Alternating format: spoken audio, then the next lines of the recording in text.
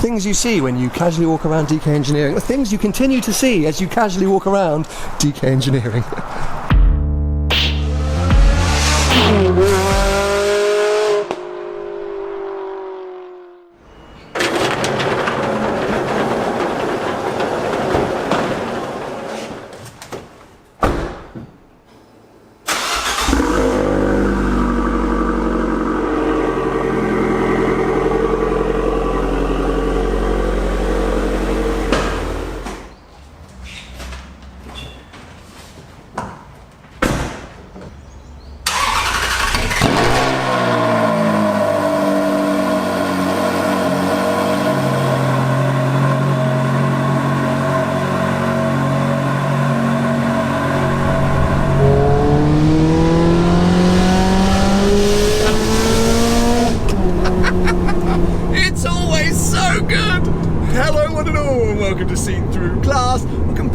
My Ferrari 360. Now I freely admit this car's been a little bit MIA since the big adventure I did with it up to Yorkshire a few months ago. But you may remember in one of those Yorkshire videos I took the car to Alexander's Prestige, who very kindly gave it a kind of once over in their workshop. They identified a few things that probably needed to be looked at, so straight after that Yorkshire trip this car went down to AV Engineering, who quickly rectified the relatively small issues, which I think were, there was a sort of a rip or a tear in one of the steering rack gutter rings, and then I think a very small oil leak around the engine, which was, I think, just like a bolt that needed to be tightened. But anyway, super straightforward. However, something that wasn't straightforward was a big crack that I got in the windscreen of this car, and it turns out replacing the windscreen of a 360, not easy. It took forever to order in a new one, get it fitted, and then I was just too busy to get back down to Kent to pick this car up. So long story short, it's been a while since I've driven this thing, so I am super happy to be back out in it today. And why am I back out in it? Well, you may remember in another one of those videos from Yorkshire, I talked about my sort of desires to, at some point this year, give this car a bit of a sympathetic restoration. I'm so happy with how this car now performs mechanically. It's exactly where I want it to be. But over the last 3 or 4 years since I've owned it, it's started to look a little bit tired in terms of paint and the wheels and some of the interior elements. It just needs a bit of a refresh, needs a bit of a tarting up.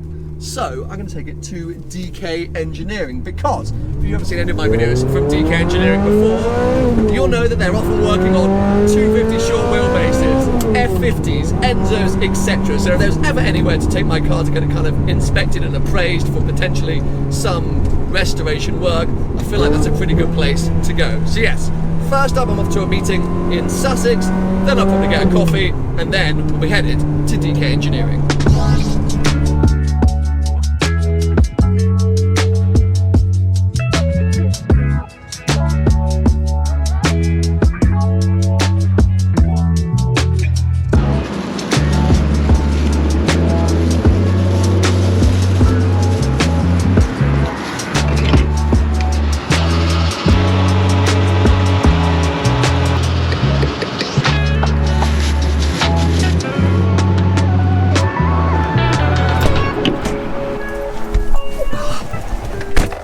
Okay, meeting over, and the car is now refueled, but I also need to refuel myself, and while the coffee at Shell stations are alright, I need a proper coffee. And a friend of mine, Lucy, actually told me about a relatively hard to find but really good coffee shop kind of nearish here. So I just texted her, and she actually just sent me the What 3 Words location for that coffee shop. If you don't know about What 3 Words, I've been using them a lot recently. They've essentially mapped the entire world into 3 meter squares, meaning you can find and use super precise locations. I've been using it a ton to kind of find and remember filming locations. As you can imagine, I'm always out and about looking for places to fly the drone or do flybys or just get sort of static shots of the car, and I often find those places and then forget about them and never know how to get back to them. But What 3 Words means that I can pinpoint that exact 3 meter square, save it, and it means next time I'm heading out I can go, right, what drone locations can I have? Boom, pick that one. Or I can send it to other people saying, check out this spot. So yeah, she's told me that it is Model Major Volunteered that I need to head to. So let me open up the app, and I just simply type in model.major.volunteered like that, hit that one there, gives me the location. I can hit navigate, Google Maps, and 26 minutes away. Easy breezy. Let's go.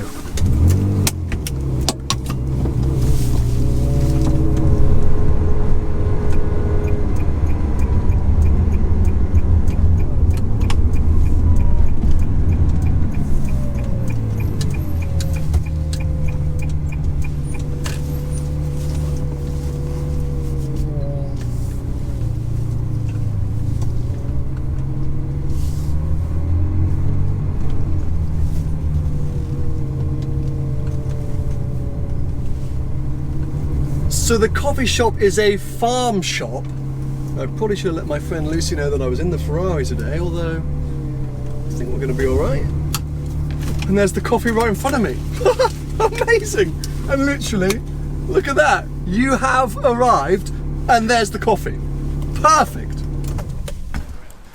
Well, what an awesome suggestion from Lucy, the shepherd's hut at the Tannhouse Farm shop. I haven't actually tried the coffee yet, but the setting is pretty amazing. And yes, What 3 Words literally delivered me right in front of the hut over there so I could grab my coffee. Loads of other ways you can use What 3 Words. Let's say you're booking an Addison Lee minicab and you want to let the driver know exactly where to pick you up. Or maybe your house is one that your friends always say is hard to find. You can literally pinpoint your front door so they turn up exactly in the right place. Mercedes drivers, you already know about it because it's kind of inbuilt into the infotainment system. So yeah, if like me, you're kind of always frustrated with navigation systems taking you to the wrong place, or you want to sort of remember specific points of roads or where great coffee shops are, I'll put a link below. You can check it out. As I say, What 3 Words, I highly recommend it.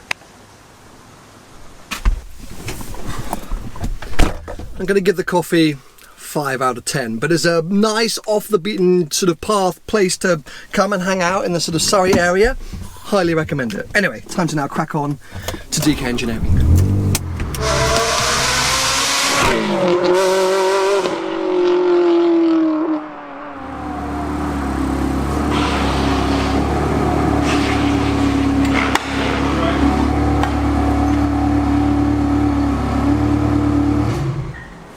I have made it down to DK Engineering now, and in a second I'm going to head inside where my 360 is going to be analysed and inspected by Paul, who is a master technician down here at DK Engineering. He was actually sort of setting up and working on 360s when they came out back in the day, so he has a huge amount of knowledge and insight on the cars. I'm really hoping he's going to go gently on my car. I know there's things that I want to address, the paint 100%. I don't know whether I'm sort of doing a full respray, but I definitely want to get worked on. There's a little bit of corrosion that we need to assess and things like that, some stuff on the interior, but also I need to get his sort of knowledge and insight as to whether there's other things that I need to be aware of. Of course, AV Engineering do an amazing job looking after the car mechanically, so I'm expecting it to pass with flying colours in that department. It's more about the aesthetics, the cosmetics, and anything else that he may spot. So yes, wish me luck. Let's head inside and see what Paul's going to say about my car. So in the engine bay here you can see the electrical connectors have got these rubber boots. Unfortunately over time they just perish, they split, and that in itself isn't going to give you an issue right now, but it's going to allow moisture to get into the connector, and that's what causes the terminals to corrode and will give you electrical issues. In itself these are only the light connectors, but it gives you a good indication of what the engine loom connectors are going to be like, so it'd be really worthwhile pulling the trims off, having a good look at all of the engine connectors to make sure that I don't have the same issue. If they do, we can replace the boots on their own. It's not a massive job, it's time consuming, but the boots we can get in their genuine parts, or genuine Bosch connector parts, and we can get them like new again. Anything else in this kind of area that usually you see going wrong or you think of worth addressing? More often than not, the plenum chamber paint peels and it lifts. Yours appears to be in very good condition. You wouldn't ever want to pressure wash it or anything like that because it will promote it to lift. Airboxes appear to be in pretty good condition with the occasional chip, and they can lift. Usually it's when they've been cleaned with an aggressive cleaner. You'd really just want to use soapy water. But yeah, it looks to me as though it's going to be just a clean up really, generally. Yeah, for some reason I feel like this side's a little bit more flaky right than the right, if anything, but yeah. Yeah, it would definitely brighten it up if it was all done. But one of the things you've got to consider with a project of this is if you're going to address one area, then it might lead on to the next area. So how far do we want to go? How far do you want to go? Yeah. Yeah. So you know, we can cater for anything basically. We could remove the engine and absolutely make the engine bay concours, but clearly you're somebody who likes to use your car, so it's probably not the direction you want to go in. Yeah, it needs to remain usable and also, you know, budget conscious. You know, I think whilst it'd be fun to put it back to looking like it just left the factory, I know I don't have that in my bank, so it's about doing the things that I see or notice the most, stuff that might cause issues, and you know, as you say, when you open this up, for me the engine bay's looking pretty good. Good. So just, you know, that's a good thing that you pointed out, the mention of the boots for the cables, but otherwise I'm fairly happy back here. Sure. Yeah. So I've actually spotted it on this fender pull as well, some of the little bits of corrosion you can just see. I don't even know if that's from the wheel catching that. Is possibly from where the inside of a tyre, coming off a curb is usually, if you're on a full lock, and then as you come off a curb, the tyre can catch the edge. It's not actually, sometimes there's an issue to the extent where it actually peels the lip down, which it hasn't done, but obviously it's caught it to the extent where it's taken the paint off of it. You've got no idea of it, and then the corrosion seeps in. Yeah, exactly. And by the time you see it, it's too late. And bits like this, I don't even know why or how. If we start sort of tackling paint and things like that, would that get cleared up, or that's just been a dodgy job at some point? Or that's my OCD. It's probably had a localised repair. Okay. So in which event, this has probably been caught on something, and it's been masked off, and then it's peeled because it hasn't been prepared properly. So it's lasted for a while, but yeah, it's probably just a local repair. Whereas if we get a complete repaint on, obviously, then it will be done properly. We'll get tidied up. Tiny little ding there, which I had a while ago, but again, I imagine that's not going to be a major issue. I'm letting your Hawkeyes look over it, seeing what else you might be able to. To be honest, you've probably, when you've washed your car probably countless times yourself. Yes. There are times when you really start to spot I've always stuff. thought if ever want to go and buy a car, the best thing to do is turn up and say, "Do you mind if I wash it?" Because that's when you spot everything. Yeah. And you probably know it quite well. Paint can peel quite a lot around the scuttle panel on the black. I don't know if you noticed that at all. I haven't noticed it so much. I guess when you're sitting behind the wheel, you sort of pick that up the most?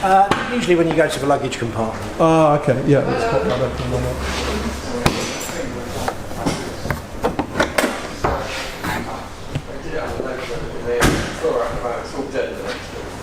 Yeah, all appears in very good condition.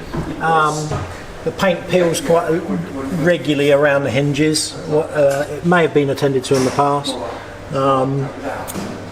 360s also, they tend to, the wiper arm, as soon as you get some wear in this spindle, the wiper arm can catch the bonnet, and you can see it's just started to there. I might get that because when it gets right to the top, it does a little clank. That's exactly what it is. Okay, so that's the noise. So we can adjust that. You can, well, one of two things. We check the spindle for wear. Generally, it's not an issue in terms of replacing the spindle or the motor. We can re-shim the motor to position the arm further down, and it won't be an issue again. Is there anything that can be done with this stuff here? The flock seals now, unfortunately, it's going to have to be a replacement seal. It is like a felt flock, which is applied during manufacturing, and unfortunately it does. It's obviously gone quite bald just from where you brush past it as you get in. But the door seals are available. It's an easy job. The labour in itself is cheap. It's just the cost of a seal, really. Fine. And then the famous sticky buttons, which any Ferrari of this era, people will know. How can we fix those? I've never seen it sticky before, actually. No, it's a new thing for you. It's a well-known issue with Ferraris and the owners. It's all fixable, basically. Okay. Obviously, it's time-consuming to remove all the switches and the panels and the trims. We send them for a specialist repair where it gets recoated. In the past, some other independents have stripped the paint themselves or stripped the soft textured feel away, and then they repaint them. So visually it looks nice, but you lose that nice feel that you get with the texture. So we get recoated in exactly the same finish as Ferrari, and we're told that it lasts a lot longer than the original finish, and we haven't had any issues with it. So it should be fine. Yeah, weirdly, for the first couple of years of ownership, it wasn't an issue, and then just the last 18 months or so, it started to become a real problem. So, as you say, you're very familiar with sticky buttons, unfortunately. We are indeed, yeah, good.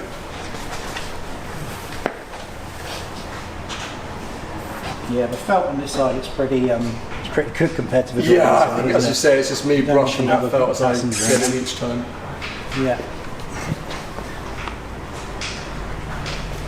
The seal trim's actually quite resilient compared to a 355, which usually are marked very badly, much deeper trim, and it's flat, and it usually gets your heel dragged across it. 360 not half as bad, and much harder wearing. I think we should get it up in the air. Yeah, let's do it. Perfect.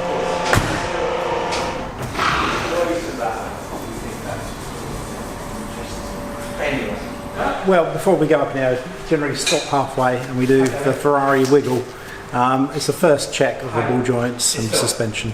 There are further checks that we can do as well, obviously, but we get a good feel. 360s, as good as they are, they've got a tendency to get through ball joints and track lenses. Most 360, 430, 599 owners are aware. So far, so good. Very encouraging. Probably some of the corrosion that you were talking about earlier around the valve. A result of time and where the valve's been replaced, it's been tightened up and it's cracked the paint, the surface. Unfortunately, one of those things. Easy-ish to repair, and you've got... To refurbish it will be a wheel refurbishment, which is it's a cost-effective repair really. It's not that much money at all. Right, let's see how scuffed your front bumper is. I can only tell you, pretty scuffed.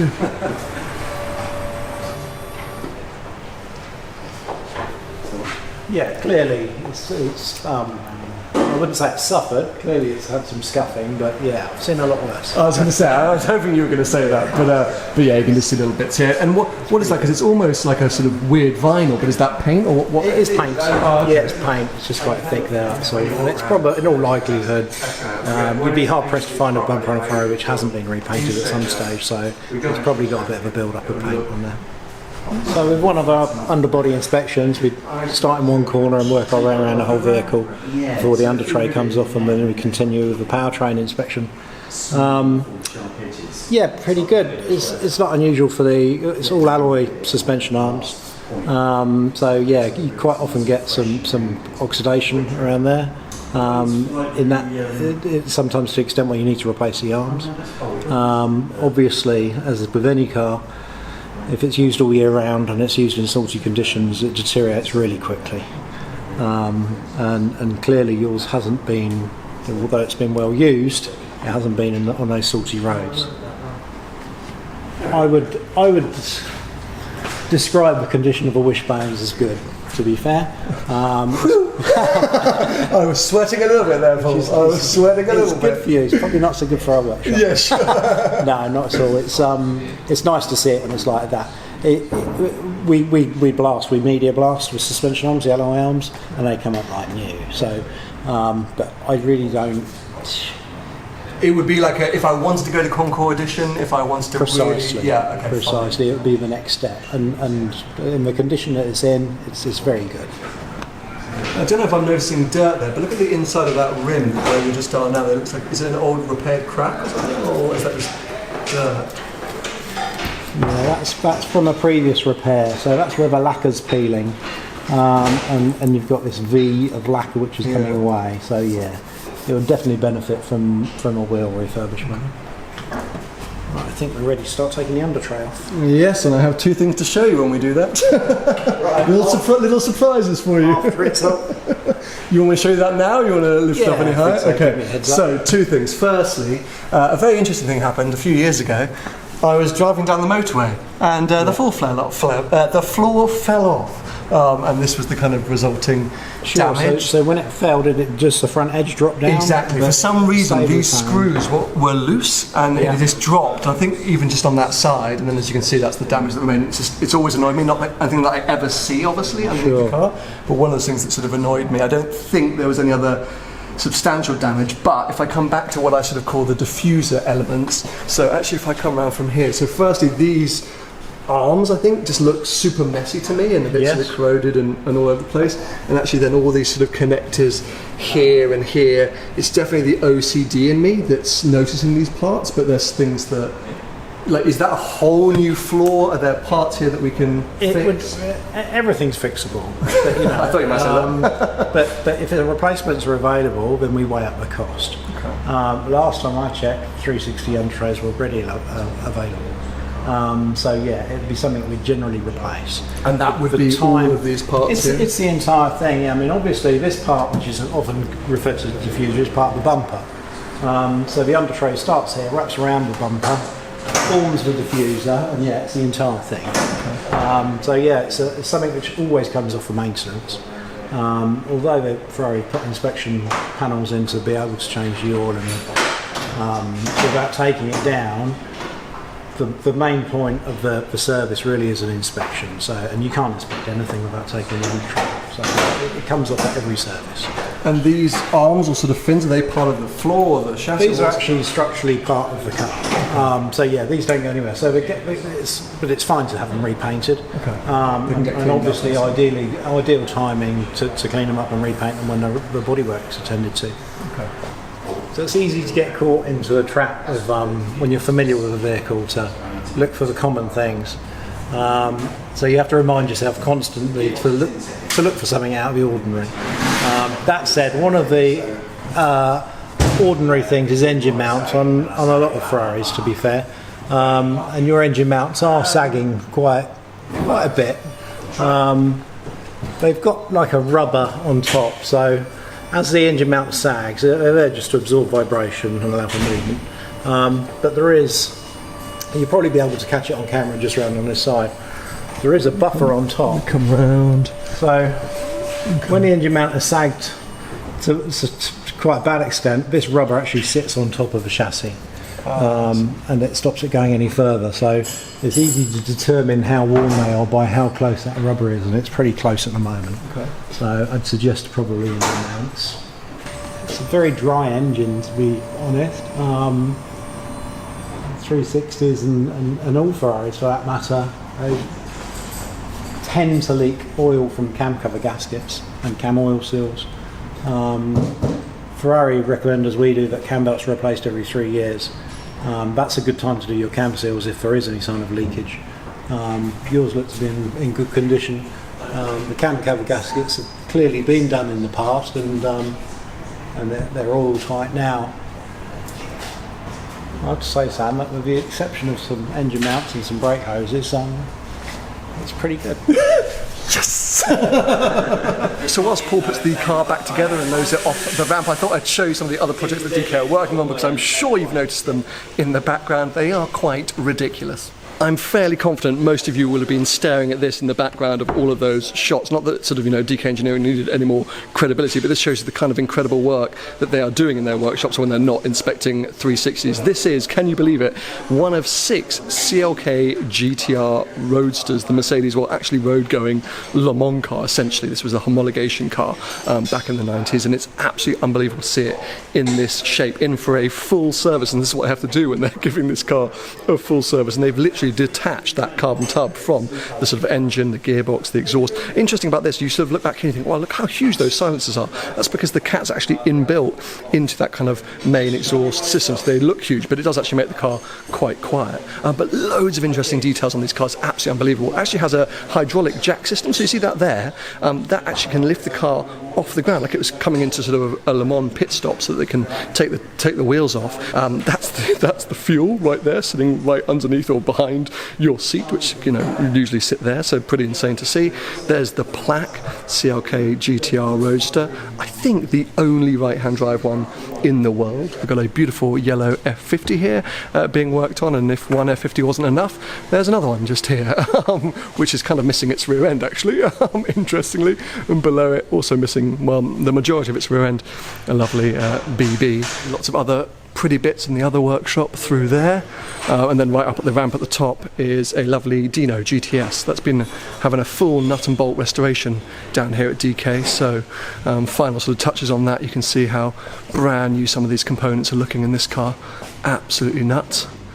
But in the grand scheme of things, it's been relatively good news for the 360, which is positive, and we'll wait for the final assessment from Paul.